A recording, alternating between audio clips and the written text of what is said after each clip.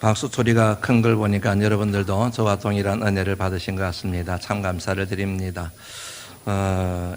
오늘 찬양이 특별히 좋았던 것은 오늘 말씀을 전하고자 하는 주제와 깊은 상관이 있는 찬양 가사여서 더더욱 제게는 은혜가 되었습니다. 잘 아시는 것처럼 우리 교회는 지금 사순절 30일 특세를 하고 있습니다. 매일같이 매일 새벽같이 꽤 많은 분들이 나오셔서 하나님의 말씀을 함께 묵상하고 그리고 함께 기도하는 시간을 가지고 있습니다. 이번 특세에는 특별한 기도 사역을 하고 있습니다. 몸이 아픈 분들, 마음이 아픈 분들, 감정이 아픈 분들, 생각이 아픈 분들, 그분들을 위하여 기도하고 있습니다. 부모님이 아프시고 그리고 배우자가 아프고 그리고 자녀들도 아프고 형제들도 아프고 이웃들도 아프고 그런 아픈 분들의 명단을 우리가 정리를 해서 그분들에게 연락을 드렸습니다. 우리가 함께 이름을 드러내어 놓고 기도해도 좋습니까? 허락을 하신 분들에 한하여 함께 기도하고 있습니다. 물론 저는 개인적으로 허락하지 않았지만 기도가 필요한 분들을 위해서 새벽마다 기도하려고 애를 쓰고 있습니다. 총 27분이세요. 27분 한 분 한 분 이름을 불러가면서 매일 새벽 기도하려고 나름대로 애쓰고 힘쓰고 있습니다. 그 명단을 정리하면서 참 아픈 분들이 많으시구나 하는 그런 생각이 들었습니다. 참 많으시구나. 얼마나 힘드실까. 얼마나 아프시고 얼마나 괴롭고 얼마나 두렵고 얼마나 무서울까. 그리고 그 옆에 있는 가족들은 또 얼마나 불안하고 두렵고 또 힘이 들고 그러실까. 정말로 간절한 마음을 가지고 한 사람 한 사람 1번을 불러가며 기도해야 되겠다. 그런 마음을 먹고 기도하고 있습니다. 혹시 여러분들 가운데서 원하는 분들이 계시면은 이 같은 사실을 모르고 계셨다가 오늘 아셨으니까 아신 분들이 계시다고 한다면 여러분들 교역자들에게 말씀해 주시면은 매일 새벽 사순절 30일 특세 끝날 때까지뿐만 아니고 그 이후를 위해서 이후에도 계속해서 기도하는 시간을 갖겠습니다. 병은 알려야 된다는 말이 있지 않습니까? 그 말이 정말 맞는 겁니다. 알려야 됩니다. 그래야 다른 사람들의 협조와 도움을 받을 수 있기 때문입니다. 믿음의 공동체 안에서는 더더욱 알려야 됩니다. 그래야 함께 믿음의 식구들이 중보하며 기도할 수가 있기 때문입니다. 우리 교회에만 이렇게 아픈 분들이 많으신 것은 아닙니다. 주변을 둘러보면 아픈 분들이 참 많으세요. 그 사실을 확인하려고 하면 병원 한번 가보시면 안 압니다. 병원에 여러분 찾아가 보시면 아시겠지만은 정말 아픈 분들이 많으세요. 주차하기가 힘듭니다. 뱅뱅뱅 돌다가 겨우 주차를 하고 병원 안으로 들어가게 되면은 환자들과 그리고 가족들과 병원하는 분들과 의사들과 그곳에 섬기는 사람들이 얼마나 북적북적거리면서 건물 안을 가득 채우고 있는지 발견하시게 될 겁니다. 입원하려고 하면 여러분 꽤 힘듭니다. 그러지 않는 병원도 있지만 대부분의 병원에서 입원 한번 하려고 하면은 기다려야 되지요.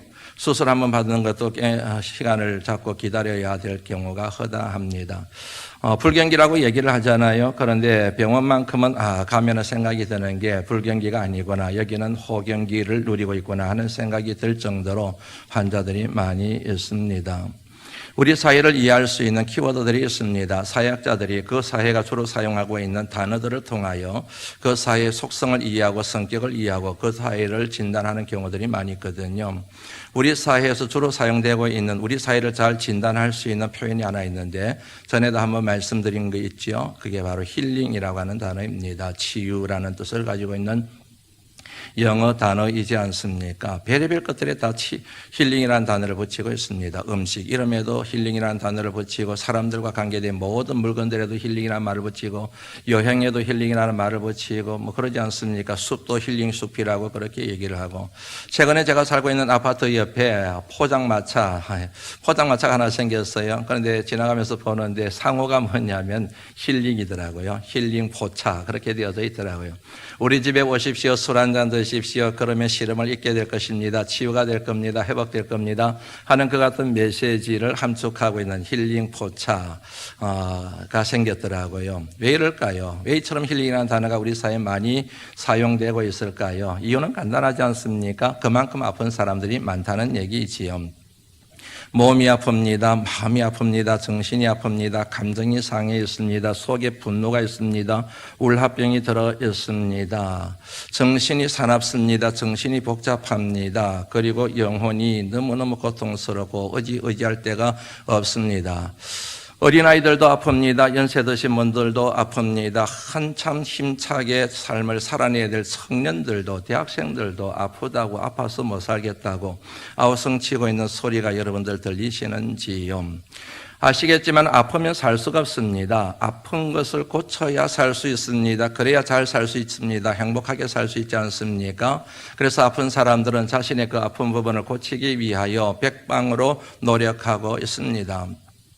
조금이라도 좋은 것이 있다고 한다면 그것을 달여서 먹기도 하고 볶아서 먹기도 하고 반찬을 해서 먹기도 하고 그러지 않습니까? 우리나라에서 여러분 사업에 성공하려고 하면 건강과 관련된 상품을 개발해서 팔면 순식간에 부자가 되지 않을까 하는 생각이 들 정도입니다. 작두콩이니 돼지 감자니 별의별 걸 만들어가지고 여하튼 건강에 좋기는 하겠지만은 여하튼 뭔가 좋다는 소문이 한번 퍼지면은 너나 할 것 없이 다 그것을 구입해서 캐서 그리고 가까이 하면서 복용을 하고 먹고 마시고 그런 거 있지 않습니까? 좋은 병원이 있다 그러면 그것을 들락거리지 않습니까? 용하다는 의사가 있으면 몸을 내맡기지 않습니까? 그 같은 의사가 이리 하십시오 그러면 이리 하고 저리 하라 그러시면 저리 하고 입원하십시오 그러면 아무 말 못하고 입원하고 몸에 칼대자 수술하자 그러면 내 몸을 맡겨드리고 그러지 않습니까? 얼마나 또 치료 비용이 많이 드는지요. 참 저는 이해를 해야 되겠지요. 예, 우리나라만큼 보험 종류도 많은 나라가 이 세상에 있을까 하는 생각이 들어요. 정말로 보험 종류가 많은 것 같아요. 별의별 보험 상품들이 개발되어 가지고 이렇게 판매를 하지 않습니까? 그러니까 사람들이 다 두려우니까 그 보험도 사고 이 보험도 사고 저 보험도 사고 보험 종류가 굉장히 많아요. 비용이 많이 들기 때문에 그렇죠. 그 같은 보험이 있는데도 불구하고 치료 비용이 장난이 아닙니다. 만만하지가 않습니다. 그러다 보니까 자연스럽게 질병을 치유하느라 경제적으로 어려움을 겪기도 합니다. 그래도 상관없습니다. 몸만 고칠 수 있다고 한다면 질병만 치유할 수가 있다면 억만금이 들어도 괜찮다 하는 것이 사람들의 심리인 것 같습니다. 그런데 참으로 안타깝고 불행한 것은 그렇게 치료를 받는데도 불구하고 그렇게 돈을 사용하는데도 불구하고 치유되고 치료되는 경우가 있는가 하면 치료되지 않는 경우도 허다하다고 하는 사실입니다. 후유증이 생겨요. 치료되었는데도 불구하고 후유증 때문에 고생을 또 하게 됩니다. 이 질병을 고치기 위하여 치료를 받고 수술을 받았는데 부작용이 생겨가지고 그 부작용 때문에 또 실험을 해야 되는 일들이 반복해서 일어나고 있습니다. 제 얘기에 여러분들 쉽게 공감을 하지 않을까 그렇게 여겨집니다. 그럴 수밖에 없는 이유 아시죠? 사람이 치료하기 때문에 그렇습니다. 약과 그리고 의술과 의학이 사람에게서 비롯되기 때문에 그렇습니다. 여러분 우리가 삶을 살아가면서 정말 이해해야 될 것들이 많이 있는데 정확하게 이해하고 있어야 될 것 중에 하나가 바로 사람에 대한 이해입니다. 인간에 대한 이해입니다. 우리 인간은 불완전한 존재요, 무능한 존재요, 한계가 있는 존재라고 하는 이 같은 자각이 인생을 살아가는데 얼마나 중요하고 신앙의 여정을 걸어가는데도 얼마나 필요한지 모릅니다.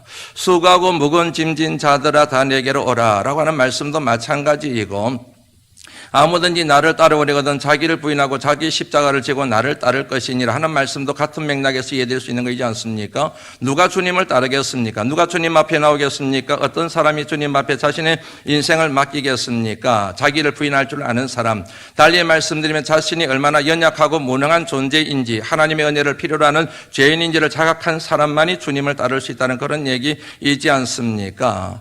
이 같은 연약한 불완전하고 무능한 사람이 치료를 하는데 그 치료가 어떻게 완벽할 수가 있겠으며 그런 사람들이 만든 의술과 약들이 어떻게 우리에게 완벽한 치료와 치유를 할 수 있는 능력을 갖출 수 있겠는가 하는 의문이 드는 것이지요. 오해하시면 곤란합니다. 의사들을 무시하는 게 아닙니다. 그리고 의술과 의학의 무용성을 얘기하는 것이 아닙니다. 한계를 얘기하는 겁니다. 불완전함을 얘기하는 것입니다. 잘 아시는 것처럼 저도 얼마 전에 수술 받았지 않습니까? 의사의 도움을 받았지요. 의술의 도움을 받았지 않습니까? 지금도 여전히 치료 중에 있는 거 여러분들 아시지 않습니까?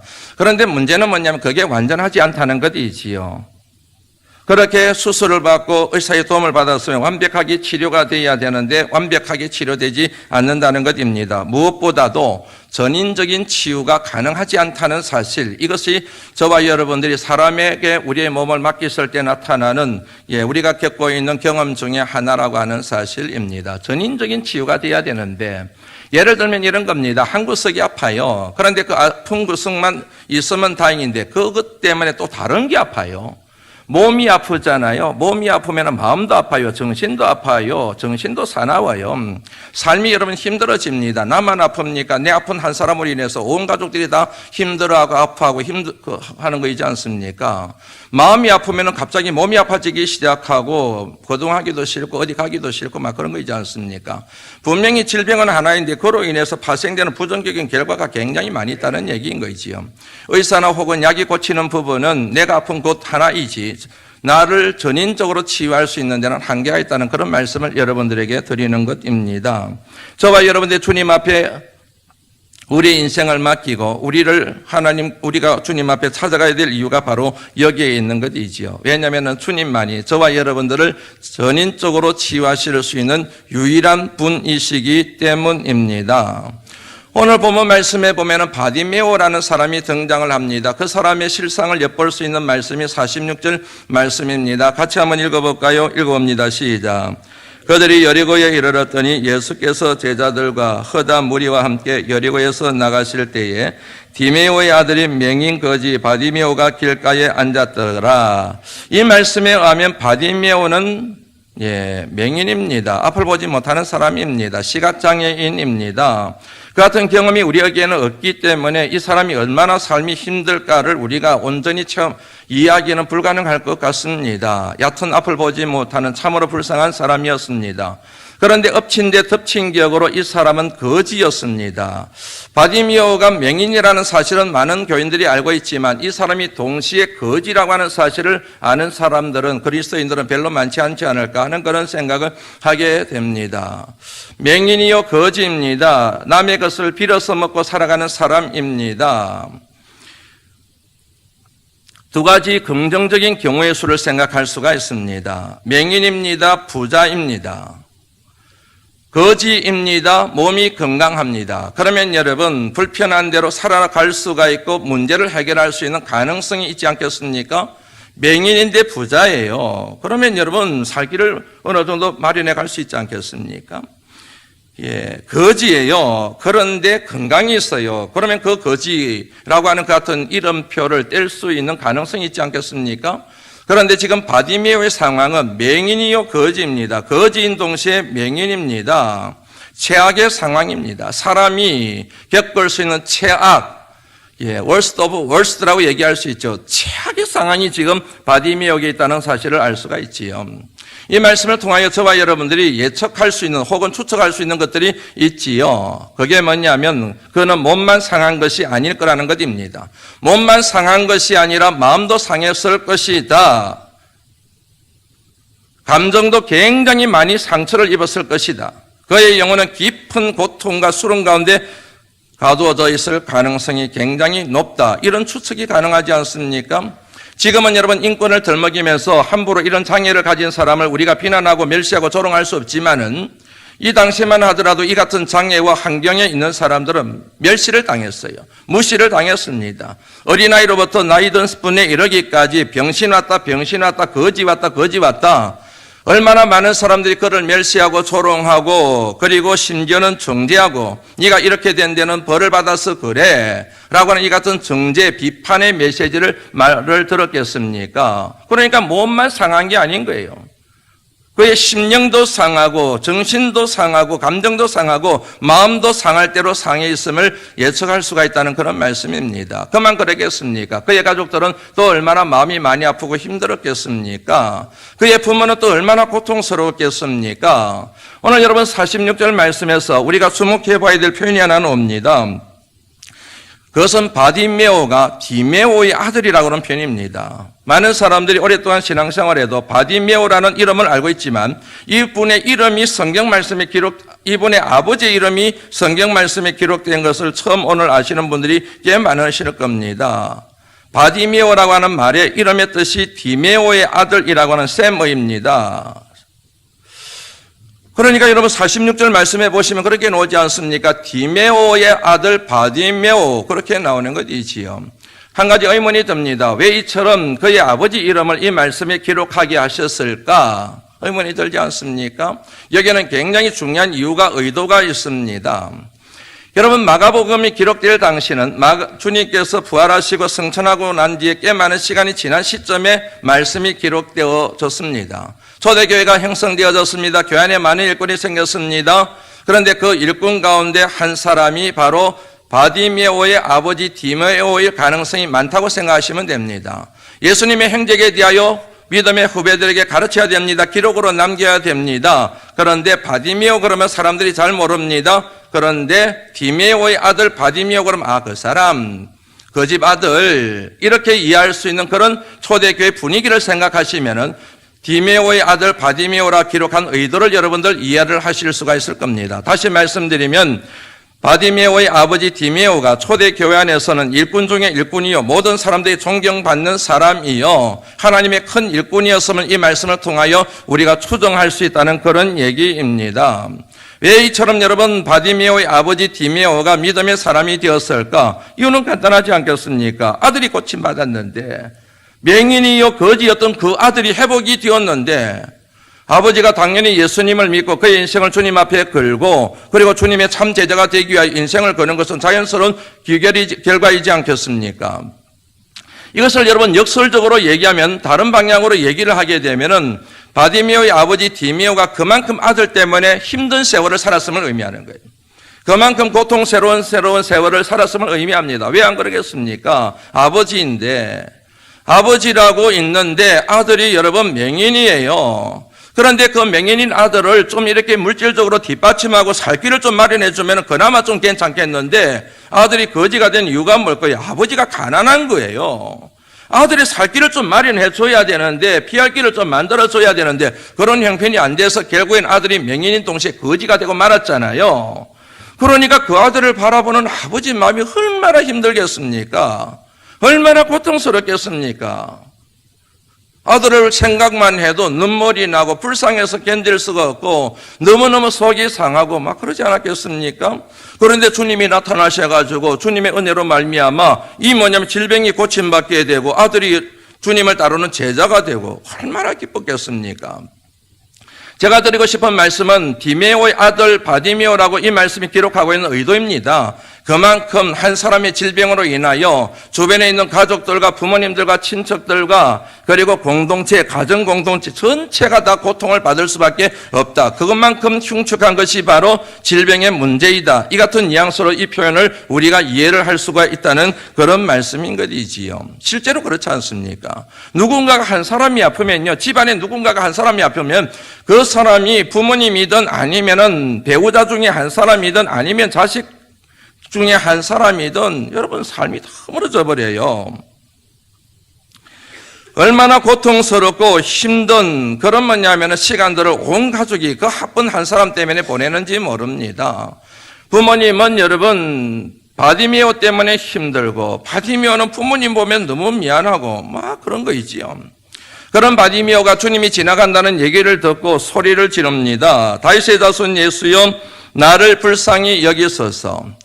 주변에 있던 사람들이 꾸짖습니다. 나무랍니다. 혼을 냅니다. 조용히 하라고. 병신 주제에 왜 이렇게 떠들고 그런 난리를 치냐고. 아마 그렇게 가능성이 굉장히 많아요.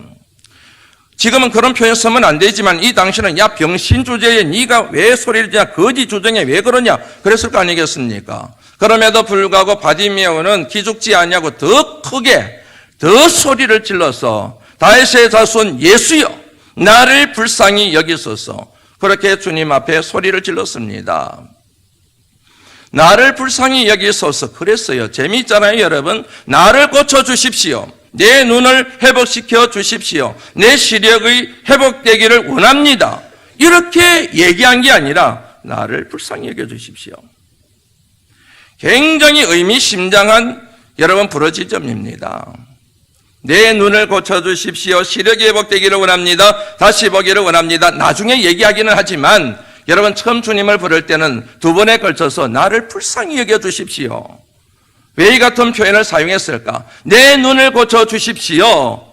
시력을 회복시켜 주십시오. 그러지 않고 나를 불쌍히 여겨주십시오라고 그렇게 주님 앞에 소리를 질렀을까? 이유는 간단합니다. 그에게 있어서 여러분 눈이 하나 질병이 치유되는 것, 눈이 고침받는 것, 이게 문제가 아니라는 얘기예요. 이 같은 육신의 질병만이 문제가 아니라는 얘기입니다. 이 같은 육신의 질병으로 인하여 마음의 질병이 생겼습니다. 영혼의 질병이 생겨버렸습니다. 이 모든 것들을 다 주님이 고쳐주기를 바라는 소망, 그 소망을 품고 있는 단어가 나를 불쌍히 여겨주십시오. 다시 말씀드리면 주님께 눈 하나 고쳐달라고 주님을 찾은 게 아니고 자기를 전인적으로 치유해 주실 것을 바라는 마음으로 다윗의 자손 예수여 나를 불쌍히 여기소서 그렇게 외쳤다는 말씀입니다. 주님께서 그 같은 부르심을, 그 같은 외침을 들으시고 그를 고쳐주셨죠. 정확하게 얘기해야 됩니다. 그를 고쳐주신 게 아닙니다. 그를 구원해 주셨습니다. 52절 말씀 같이 한번 읽어볼까요? 한번 읽습니다. 시작. 그가 곧 보게 되어 예수를 길에서 따르니라. 내 믿음이 너를 구원하였느니라 그랬습니다. 내 믿음이 내 눈을 다시 보게 했느니라. 내 믿음이 너로 하여금 내 눈을 고치게 만들었느니라가 아니라 내 믿음이 너를 구원하였느니라. 구원이라는 표현을 주님이 사용하고 계십니다. 구원은 여러분 가난한 사람이 부자가 되는 것을 포함합니다. 구원은 육신의 질병이 고침받는 것을 포함합니다. 그러나 육신의 질병이 고침받았다고 해서 가난한 자가 부한 자가 되었다고 해서 구원을 받았다고 절대로 말하지를 않습니다. 사람의 힘으로 부자가 될 수가 있습니다. 의술의 힘으로 명의의 힘을 빌어서 육신의 질병을 고칠 수는 있습니다. 그러나 사람의 힘으로는 절대로 구원을 이룰 수가 없습니다. 저와 여러분들을 구원해 주실 수 있는 분은 오직 주님밖에 계시지 않기 때문입니다.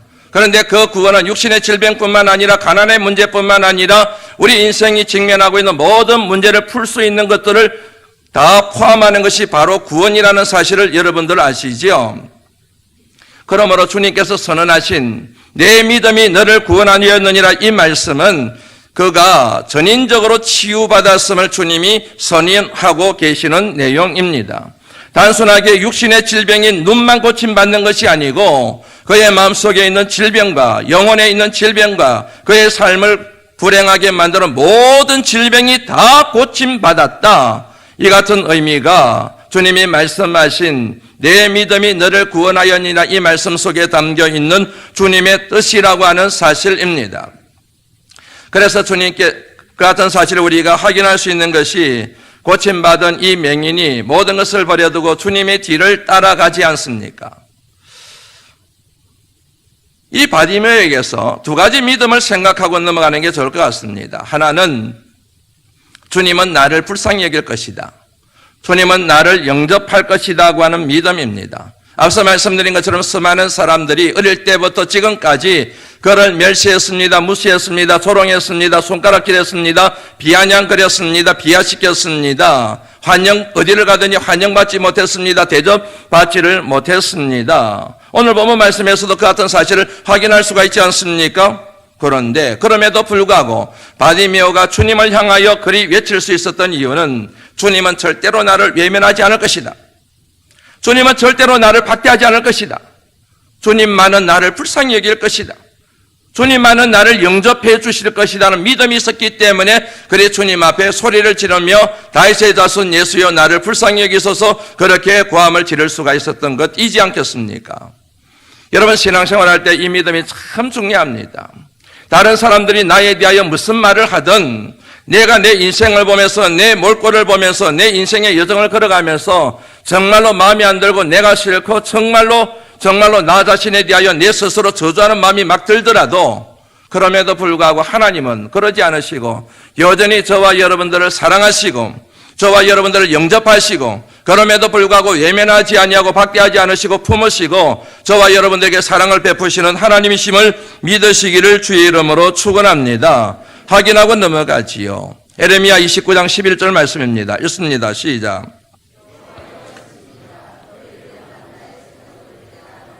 평안이요 재앙이 아니니라. 너희에게 미래와 희망을 주는 것이니라. 아멘.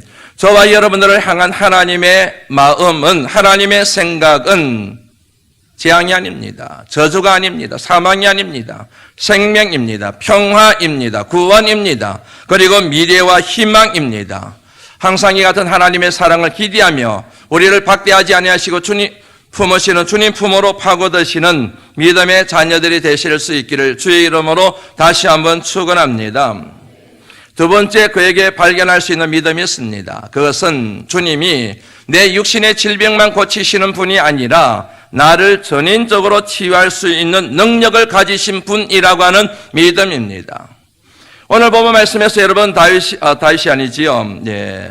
이 바디메오가 다윗의 자손 예수여 그렇게 주님을 호칭했습니다. 다윗의 자손 예수여.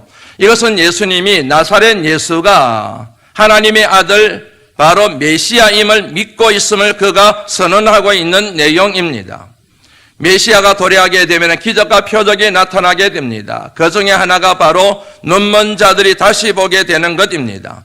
바디메오가 이 같은 약속의 말씀, 이사야 선지자를 통하여 하나님이 예언하신 그 말씀을 마음에 새기고 있는 거예요.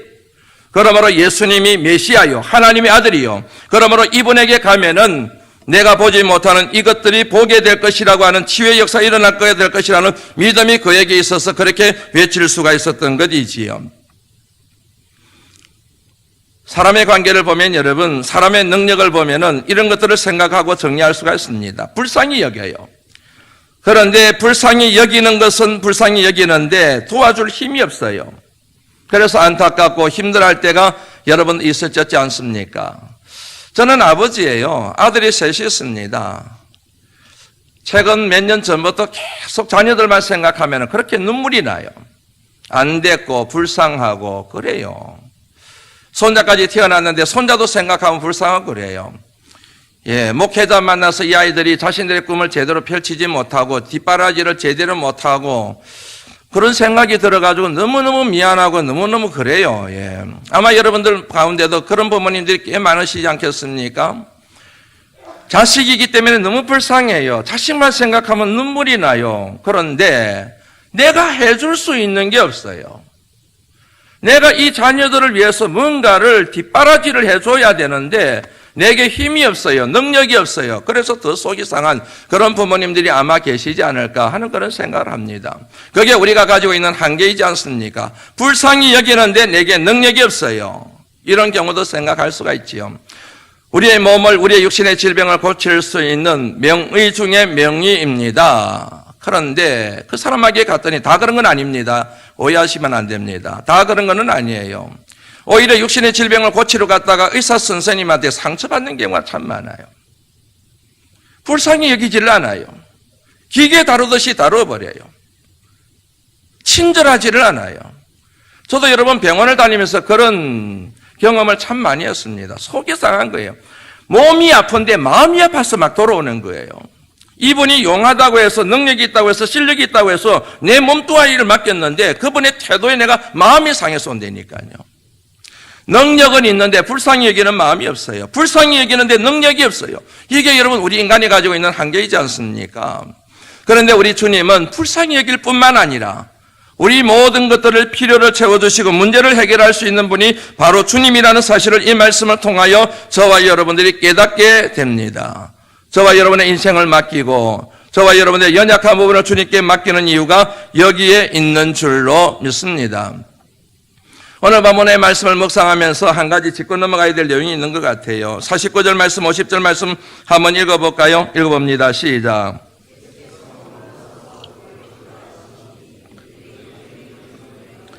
안심하고 일어나라. 그가 나를 부르신 다음에 맹인이 겉옷을 내버리고 뛰어 일어나 예수께 나아오거늘.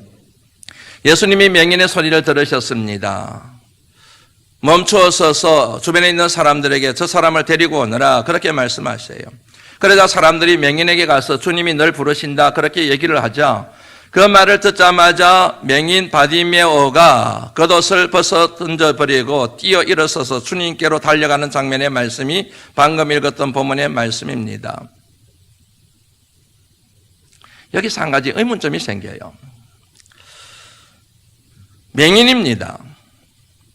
일어서는 거 힘듭니다. 한 발자국 걷는 건 너무너무 힘듭니다. 볼 수 있는 사람이야 10리든 20리든 갈 수 있지만은 앞을 보지 못하는 사람에게는 한 발자국 내딛는 것도 참 고통스러운 일입니다. 비틀비틀거리며 가야 됩니다. 만일 도와주는 사람이 없으면은 굉장히 창피를 무릅쓰고 가야 됩니다. 그리고 거지입니다. 제대로 먹었겠습니까? 일어설 힘도 없습니다. 걸어갈 힘도 아마 제대로 없지 않았을까 그렇게 여겨집니다. 불쌍한 사람이에요. 그런데 주님이 말씀하세요. 그 사람 오라고 그래요. 저는 이 말씀을 묵상하면서 참 주님 잔인하시다는 생각이 들었습니다. 참 잔인한 요구이구나. 그렇지 않습니까, 여러분? 이 맹인의 형편을 주님이 다 알고 계시잖아요. 그가 필요라는 게 뭔지를 알고 계시잖아요. 그가 일어서서 오는 게 얼마나 힘든지를 알고 계시잖아요. 그래? 그러면 내가 가서 도와줘야지. 그의 문제를 풀어주고 내가 해결해 줘야지. 얘들아 가자. 그 사람 어디 있니? 어디서 소리가 들리는 거야? 그러셔야 되잖아요.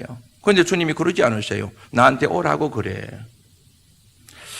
아니 사랑이 많으신 주님이라고 그러면 당연히 가셔서 문제를 풀어주셔야 되지.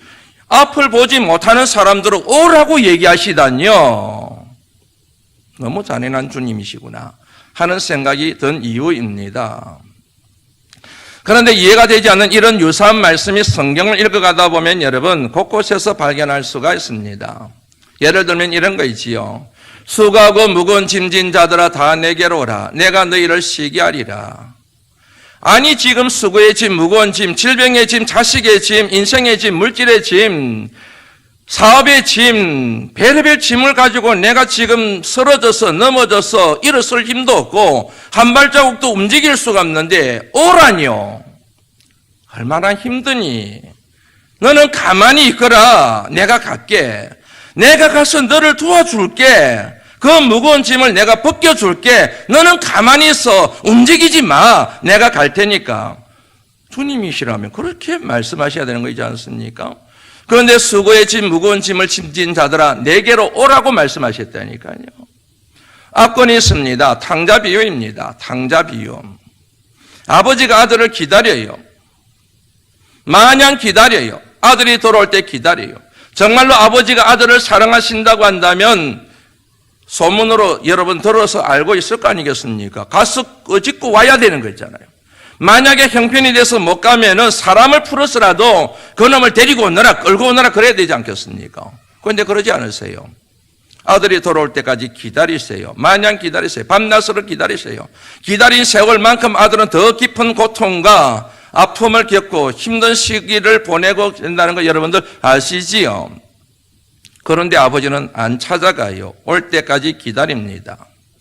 볼지어다 내가 문 밖에 서서 문을 두드리노니 누구든지 내 음성을 듣고 문을 열면 내가 그리로 들어가 그와 더불어 먹고 그는 나와 더불어 먹으리라. 주님이 들어오셔서 만찬을 하실 요량이시라고 한다면 문을 열고 들어오셔야 되죠. 안 열어?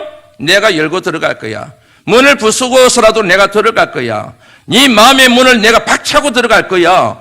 그렇게 하시는 게 맞잖아요. 그래 안 열어? 그러면 문 열 때까지 내 기다려야지. 뭐 할 수 있니? 시편 18편 6절 말씀 한번 읽어볼까요? 한번 읽어봅니다. 시편 18편 6절 말씀이었습니다. 시작.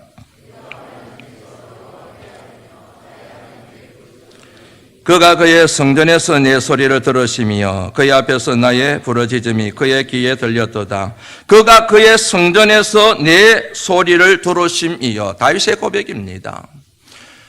하나님은 무소부지하신 하나님, 어디에서나 기도해도 다 들으시는 하나님, 화장실에서 기도해도 되고 차 안에서 기도해도 되고 여기서 기도해도 되고 잠자리에서 기도해도 되고 저기서 기도해도 되고 아무에서나 다 기도해도 다 들으시는 무소부지하신 하나님. 그런데 다윗은 그것을 빌미 삼아서 아무 데서나 기도하는 영성의 소유자가 아니라 하나님의 전에 가서 기도하는 것, 그래야만 주님이 내 기도를 들으신다는 믿음을 가진 사람이라는 사실을 이 내용을 통하여 알 수가 있습니다.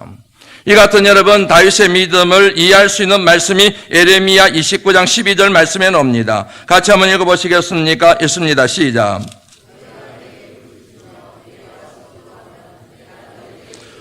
너희가 기도할 때 내게 와서 기도하면, 하나님께서 예레미야를 통하여 말씀하신 내용이 내게 와서 기도하면, 아무 데서나 기도해도 들어주는 게 아니라 내게 와서 기도하면, 내 전에 와서 기도하면 의미 확장을 그렇게 할 수가 있습니다. 그러면 내가 너희 기도에 귀를 기울일 것이다, 들을 것이다, 응답할 것이다, 그렇게 말씀하고 계시는 내용이잖아요. 왜 이러실까? 하나님이 사랑이시면 하나님 저 바빠서 안 돼요. 그래 힘들지, 바쁘지 힘들지, 얼마나 시간이 부족하고 바쁘니 아무 데서나 기도해도 괜찮아. 내가 알아서 다 해줄게. 걱정하지 마. 아니 이렇게 말씀하셔야 되잖아요. 그런데 이 말씀들은 우리 마음을 굉장히 불편하게 만들어요. 우리 마음을 굉장히 힘들게 만들어요. 이런 말씀을 들으면 막 죄책감이 생겨요. 내게 와서 기도해라, 어디에서나 기도하라, 이런 게 아니라 내게 와서 기도해야 되고, 집에서 기도해도 되고, 어디에서 기도해도 괜찮아가 아니라 내 전에 와서 기도해라. 우리 마음을 얼마나 힘들게 만드는지 모릅니다. 왜 이러실까? 얼마나 힘드니, 얼마나 피곤하니, 얼마나 바쁘니, 내 전에 놓을 시간이 어디 있니? 내가 사랑의 하나님이잖아. 네가 어디에 있든 내가 찾아갈게.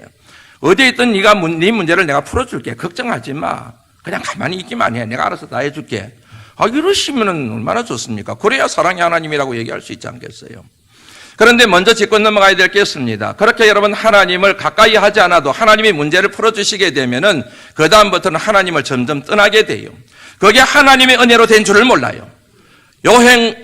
요행으로, 그리고 운이 좋아서 내 힘과 능력으로 그 같은 문제가 풀어진 줄 알고 하나님 없어도 되네, 기도하지 않아도 되네, 예배 안 드려도 되네, 하나님을 찾지 않아도 잘 풀리네, 점점 하나님으로부터 멀어져 버리는 거예요.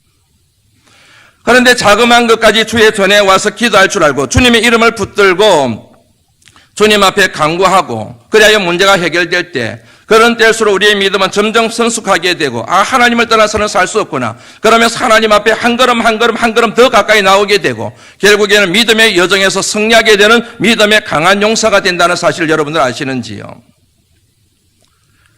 주님이 저와 여러분들에게 와서 기도해라, 내 전에 와서 기도해라, 나를 가까이 하여 기도해라, 그렇게 말씀하신 이유는 무엇인가? 성경 말씀 곳곳에 그 해답의 실마리가 나와 있습니다.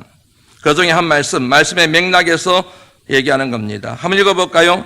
예레미야 29장 13절 말씀입니다. 읽습니다. 시작.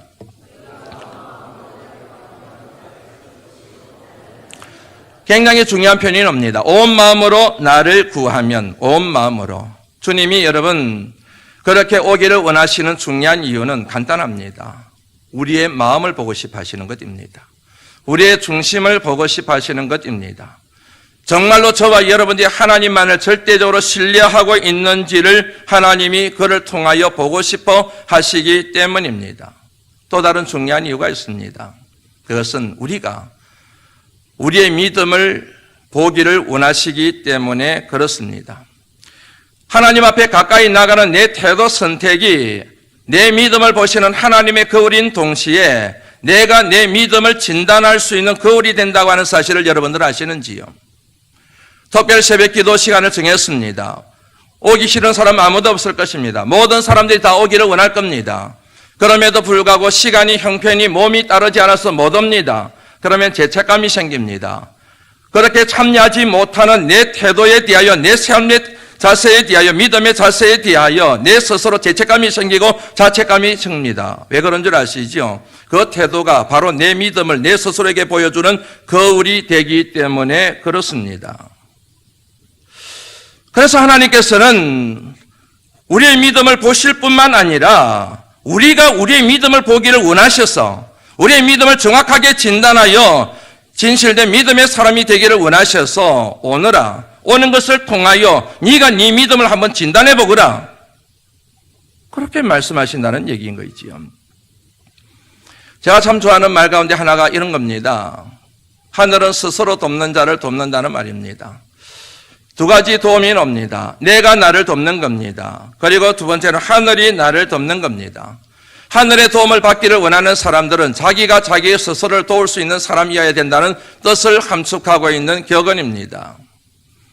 내가 해야 될 도리가 있습니다. 내가 감당해야 될 몫이 있습니다. 최선을 다하여 준비합니다. 그런데 그것으로 부족합니다. 그 부족한 것을 하나님이 채워주시도록 간구하는 것. 싸울 날을 위하여 마병을 예기하거니와 이김은 여호와께 있느니라. 전쟁을 앞두고 내가 준비해야 될 말을 준비합니다. 그리고 병사를 준비합니다. 그런데 그것으로는 전쟁에 승리할 수가 없습니다. 전쟁의 승리의 관건은 내가 준비한 마병에 달려있는 것이 아니라 하나님의 개입하심과 하나님의 은혜로 말미암아 승리가 결정되기 때문입니다.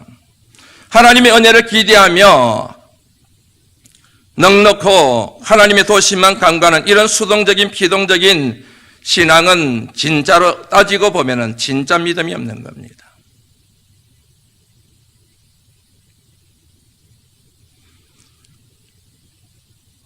힘듭니다.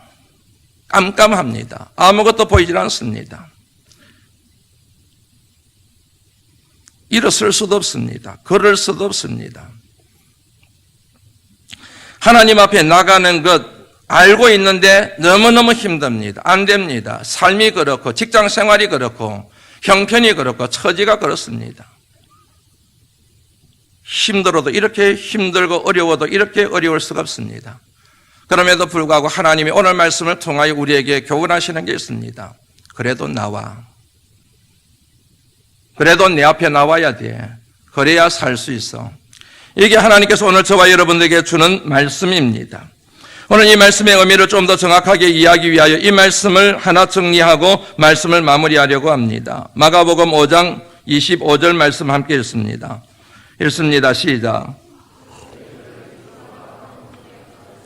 혈류증이라고 하는 것은 부인병을 얘기합니다. 피가 마르는 병을 얘기합니다. 26절 말씀 읽습니다. 시작.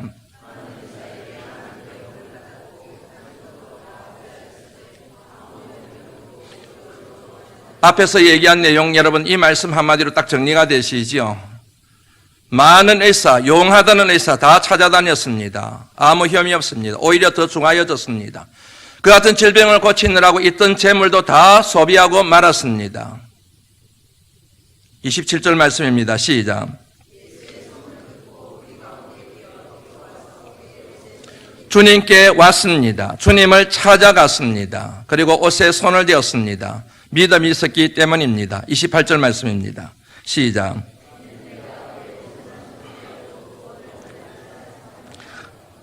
결론입니다. 29절 말씀입니다. 시작.